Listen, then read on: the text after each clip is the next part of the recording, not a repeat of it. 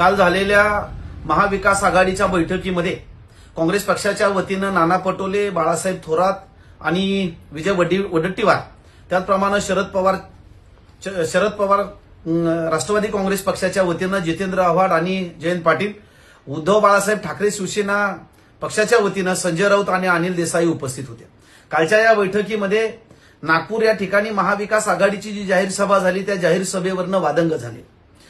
कारण संजय राऊत असे म्हणाले की नागपूरची जी सभा झाली त्या सभेला उद्धव ठाकरेंच्यामुळे जनसमुदाय जमलेला होता। या विधानाला नाना पटोले यांनी जोरदार आक्षेप घेतला आणि ते असं म्हणाले की नागपूर येथे झालेली महाविकास आघाडीची जी सभा आहे त्या सभेला काँग्रेसचे सुनील केदार यांनी प्रचंड मेहनत घेतलेली आहे आणि जमलेला जो जनसमुदाय आहे तो जनसमुदाय हा काँग्रेसचा होता।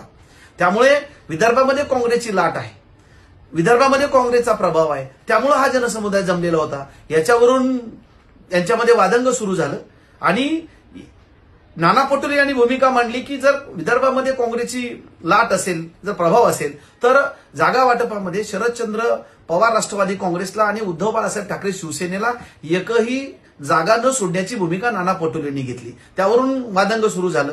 हे वादंग 3 वाजता सुरू झालं, 3:30ला हे वादंग संपलं। त्यानंतर कुठलाही निर्णय न घेता बैठक संपली। खरं म्हणजे वरकरणी हे श्रेयवादावरून जरी आम्हाला यांच्यातलं भांडण दिसत असलं तर खऱ्या अर्थानं आरक्षणाच्या मुद्द्यावरून आणि मुस्लिमांना द्यायच्या प्रतिनिधित्वावरून खऱ्या अर्थानं या तीनही पक्षांमध्ये महाविकास आघाडीमध्ये मतभेद होण्यास सुरुवात झालेली आहे। आणि म्हणून आरक्षणवाद्यांना जागृत करण्यासाठी, आरक्षणवाद्यांना सावध करण्यासाठी मी स्वतः आरक्षणवादी असल्यामुळं, आरक्षणाचा लाभार्थी असल्यामुळं वंचित बहुजन आघाडी पक्षाचा जनरल सेक्रेटरी या नात्यानं हा व्हिडिओ मी रिलीज करत आहे।